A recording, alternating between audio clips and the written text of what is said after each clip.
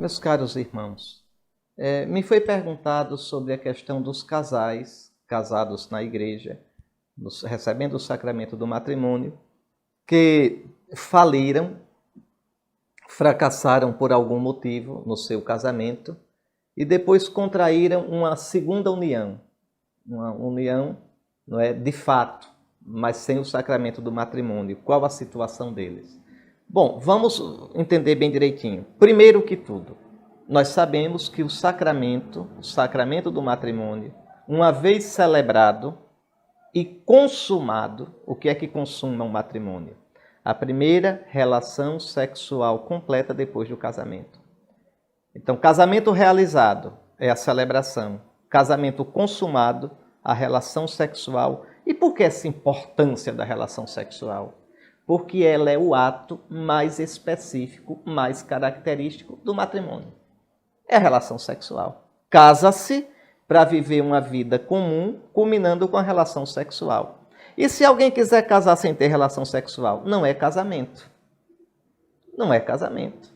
É uma união fraterna, é conviver, mas não é casamento. A união sexual, a união carnal, para dizer uma palavra técnica, o concurso carnal, é a coisa mais característica do amor conjugal. Do amor conjugal. Então, por isso que o ato sexual após o casamento é o que consuma o casamento. Vejam, a gente sabe que esse casamento é indissolúvel. Cristo não deu poder a ninguém, nem a igreja, para desfazer esse casamento. Nem o Papa pode, nenhum Papa pode, nenhum bispo pode, nenhum concílio reunido pode. O casamento é indissolúvel, por vontade de Cristo. Só há uma realidade que dissolve o casamento, a morte. Pronto. Um casal se separando, a primeira coisa que tem que fazer é averiguar se esse casamento foi válido ou se houve alguma coisa que, mesmo havendo a celebração, tudo bonitinho externamente, esse casamento não era nulo. Por exemplo, se um dos dois casou obrigado, esse casamento pode ser considerado nulo, porque o casamento tem que ser um ato livre. Se um dos dois casou-se enganado pelo outro, o outro ou a outra tinha uma coisa, uma característica, uma situação, que se a outra parte soubesse não aceitaria casar, e no entanto não sabia e ninguém disse, casou enganado, esse casamento é nulo. Se houve realmente dolo, o desejo de enganar e de esconder. Então há coisas que fazem com que a igreja declare que não houve casamento. Veja, não anula o casamento. Declara que não existiu o casamento. Então esta é a primeira coisa. Mas o casamento sendo válido, feito, realizado e consumado, então quem se une numa segunda união, objetivamente está contra o que Cristo pensou para o matrimônio. Ah, mas é difícil. Perguntaram lá em São Mateus, os apóstolos perguntaram, se é assim, é melhor não casar. E Jesus diz, não é?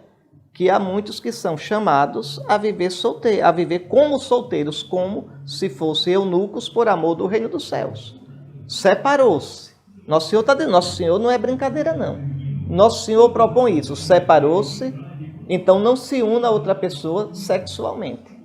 Viva como eunuco por amor do reino dos céus. Aquela palavra ali não é simplesmente para quem quer ser religioso, é para o casado que se separou. Pode olhar lá o contexto. Pode olhar o contexto. A gente nunca observa isso. Então, essa palavra do Senhor a gente não pode desfazer. Mas aí tem o irmão que se separou, e nesse mundo de hoje de tanta solidão, o sonho dele mesmo era ter uma família, tudo. Ele nem foi culpado pela separação. E ele contrai uma nova união. Antigamente a igreja era muito rígida com isso. Por quê? Porque toda a sociedade jogava a favor da família. Existia toda uma proteção, de modo que um fracasso no casamento e unir-se a outra pessoa era uma falta muito grave. Porque a sociedade dava as condições, o mundo dava as condições para você estar bem na família. O que foi que houve que não deu certo?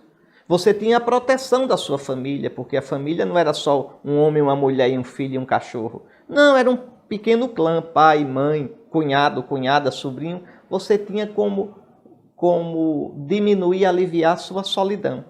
Hoje, com as pessoas tão despreparadas para casar, tão despreparadas afetivamente, com a solidão tão grande. Então a igreja olha, não é que a igreja tenha mudado a doutrina em nada, em nada, em nada, em nada. A união entre duas pessoas, já uma pessoa casada com uma outra pessoa, ela é objetivamente, não é, adultério. Vai ser sempre. Nosso Senhor chamou assim, não tem quem bote o nome não.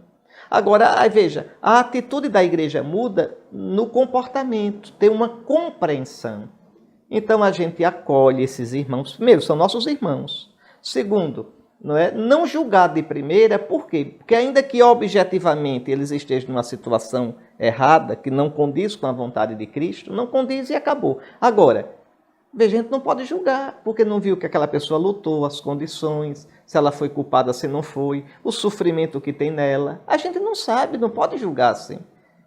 Por isso mesmo, a Amoris Laetitia, o que é que o Papa diz? Que essas pessoas sejam acompanhadas, acolhidas com amor, acompanhadas, incentivadas a crescer sempre, e que aquilo que naquela relação nova, né, se pode tirar de bom, a relação em si, veja, objetivamente não é o que Deus pensou. Mas ali há coisas boas. Então incentivar os dois a que rezem, incentivar os dois a que cresçam no amor, incentivar os dois a que criem os filhos que nasceram dessa união, incentivar os dois a que sejam fiéis um ao outro, incentivar os dois a que vão à missa juntos, incentivar os dois a que façam caminho de igreja. Ah, mas não pode comungar. Mas, meu Deus, por que ficar nessa arenga de não pode, quando tem tanta coisa que pode? Vejam, e depois se meus irmãos comungam, e eles são membros do corpo de Cristo, essa comunhão serve para mim também, que sou membro do corpo de Cristo.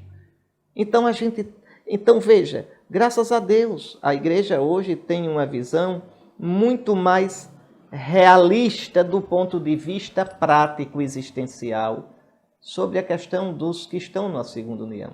Os acolhe, os ama, pede a seus filhos que os acolham na comunidade, que pede a seus ministros que os acompanhem para que eles façam caminho. Uma coisa que o Papa disse na Amoris Laetitia, que é muito bonita, é que todos nós estamos a caminho, todos. Ninguém chegou lá ainda totalmente. Toda família, toda união, todo casal está a caminho. Uns na frente, outros atrás, um mais perto, outro mais, mas estamos caminhando e vamos nos ajudando. Então é isto.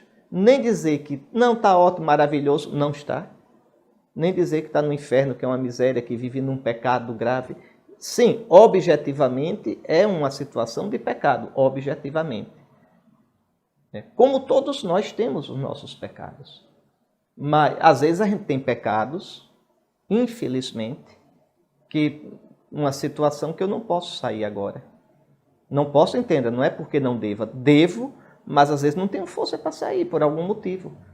Então, é pecado, mas o grau de culpabilidade muda de acordo com a situação da pessoa. Então é isso, rezemos.